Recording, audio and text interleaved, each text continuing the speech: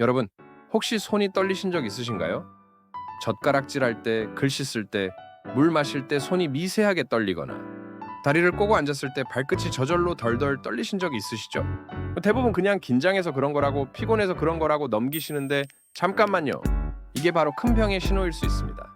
제가 오늘 정말 중요한 이야기를 해드릴게요. 떨림 증상을 그냥 방치했다가 나중에 파킨슨병, 갑상선 질환, 뇌졸중 전조 증상이었다는 걸 알게 된 분들이 정말 많습니다. 조기에 발견하면 충분히 치료하고 관리할 수 있는데 모르고 넘어가면 돌이킬 수 없는 상태가 되는 거예요. 오늘 이 영상 하나면 여러분이 겪고 있는 떨림이 괜찮은 떨림인지 위험한 떨림인지 정확히 구분하실 수 있습니다. 그리고 떨림을 줄이는 방법과 언제 병원에 가야 하는지까지 싹 다 알려드릴게요. 끝까지 집중해주세요. 먼저 떨림이 뭔지부터 이해하셔야 해요. 떨림은 의학 용어로 진전이라고 하는데요. 자신의 의지와 상관없이 몸의 일부가 리드미컬하게 흔들리는 증상입니다. 손, 팔, 다리, 머리, 턱, 목소리까지 다양한 부위에서 나타날 수 있으며 떨림은 크게 두 가지로 나눕니다. 안정 떨림과 활동 떨림이에요. 안정 떨림은 가만히 있을 때 떨리는 거예요. 손을 무릎 위에 올려놓고 쉬고 있는데도 떨린다면 이게 안정 떨림입니다. 이건 파킨슨병의 대표적인 증상이에요. 활동 떨림은 움직일 때 떨리는 겁니다. 물을 마시려고 컵을 들 때, 젓가락질할 때, 글씨 쓸 때 떨린다면 활동 떨림이에요. 이건 본태성 진전이라는 질환일 가능성이 높습니다. 본태성 진전은 원인을 정확히 모르지만 뇌의 특정 부위 이상으로 생기는 떨림이에요. 그럼 이제부터 떨림의 원인들을 하나씩 자세히 알아볼게요. 어떤 원인 때문에 떨림이 생기는지 알아야 대처할 수 있으니까요. 첫 번째 원인은 파킨슨병입니다. 이게 정말 중요해요. 파킨슨병은 뇌의 도파민 신경세포가 서서히 죽어가면서 생기는 질환인데요. 초기 증상이 바로 한쪽 손의 떨림입니다. 특히 가만히 있을 때 떨리고 뭔가 하려고 하면 떨림이 줄어드는 게 특징이에요. 파킨슨병의 떨림은 대부분 한쪽에서 시작합니다. 오른손만 또는 왼손만 떨리다가 시간이 지나면서 반대쪽으로도 퍼져요. 그리고 알약을 비비는 듯한 모양으로 엄지와 검지가 떨린다면 파킨슨병을 의심해 봐야 합니다. 파킨슨병의 다른 증상들도 함께 나타나요. 걸음걸이가 느려지고 보폭이 작아지며 팔을 흔들지 않고 걷게 됩니다. 얼굴 표정이 무표정해지고 목소리가 작아지며 글씨가 점점 작아지는 증상도 있어요. 이런 증상들이 떨림과 함께 나타난다면 꼭 신경과 진료를 받으셔야 합니다. 두 번째 원인은 본태성 진전입니다. 이게 사실 가장 흔한 떨림의 원인이에요.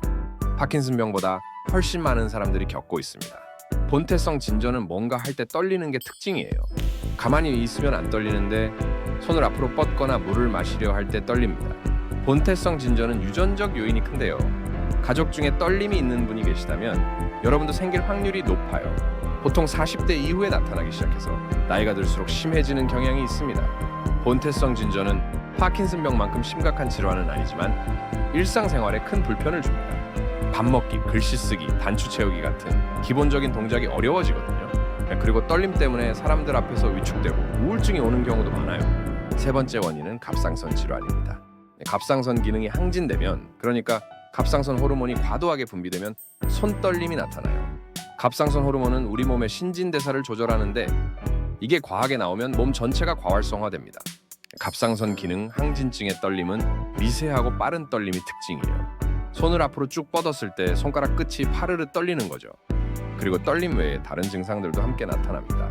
심장이 두근거리고 땀이 많이 나며 체중이 줄고 더위를 못 참고 불안하고 초조한 느낌이 들어요. 중장년 여성분들이 특히 갑상선 질환에 취약한데요. 손떨림과 함께 이런 증상들이 있다면 꼭 혈액 검사로 갑상선 기능을 확인하셔야 합니다.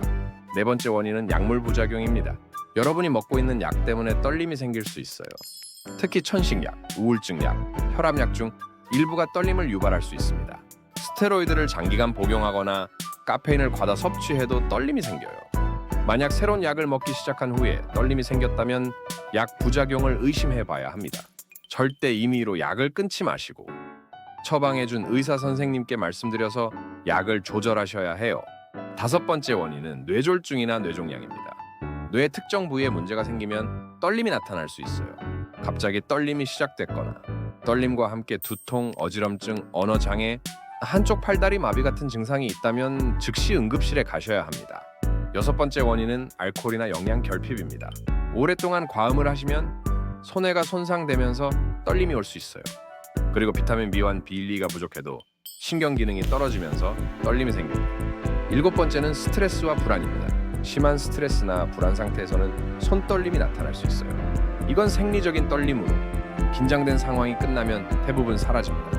하지만 만성적으로 불안하고 떨림이 계속된다면 정신건강의학과 상담이 필요해요. 자, 그럼 이제 가장 중요한 부분입니다. 어떤 떨림이 위험한 떨림인지, 언제 병원에 가야 하는지 알려드릴게요. 첫째, 갑자기 떨림이 시작됐다면 바로 병원에 가세요. 서서히 진행되는 떨림이 아니라 어느 날 갑자기 떨리기 시작했다면 뇌졸중이나 다른 심각한 문제일 수 있어요. 둘째, 떨림이 점점 심해진다면 병원에 가셔야 합니다. 처음엔 미세하게 떨리다가 시간이 지날수록 떨림이 커진다면 파킨슨병이나 다른 신경질환일 수 있어요. 셋째, 한쪽만 떨린다면 의심해봐야 합니다. 특히 한쪽 손만 가만히 있을 때 떨린다면 파킨슨병 가능성이 높으니까 꼭 신경과에 가세요. 넷째, 떨림과 함께 다른 증상이 있다면 즉시 병원에 가야 합니다. 두통, 어지럼증, 말이 어눌해짐, 걸음걸이 이상, 시력 변화 같은 증상이 동반된다면 응급 상황일 수 있어요. 다섯째, 일상생활이 불편할 정도로 떨린다면 치료가 필요합니다. 밥 먹기, 옷 입기, 글씨 쓰기가 힘들 정도라면 삶의 질을 위해서라도 병원에 가서 치료받으셔야 해요. 그럼 이제 떨림을 줄이는 생활 습관과 관리법을 알려드릴게요. 첫 번째, 카페인을 줄이세요. 커피, 녹차, 에너지 음료에 들어있는 카페인이 떨림을 악화시킵니다. 하루에 커피 한 잔 정도로 제한하시고 오후에는 피하는 게 좋아요. 두 번째, 충분한 수면을 취하세요. 피로가 쌓이면 떨림이 심해집니다. 하루 7시간에서 8시간은 꼭 주무셔야 해요. 수면의 질도 중요하니까 자기 전에 스마트폰 보는 것도 줄이세요. 세 번째, 스트레스 관리를 하세요. 명상, 요가, 심호흡 같은 이완요법이 떨림 완화에 도움이 됩니다.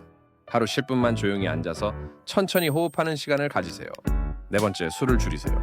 알코올은 단기적으로는 떨림을 줄일 수 있지만 장기적으로는 떨림을 악화시키고 다른 건강 문제를 만듭니다. 술로 떨림을 해결하려고 하지 마세요.